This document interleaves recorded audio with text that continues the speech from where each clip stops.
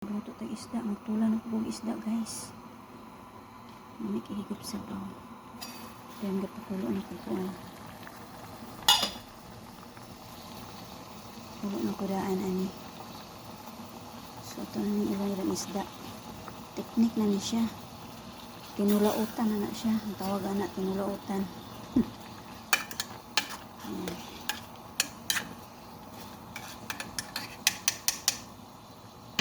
So, lagyan natin na siyang konting bitsin.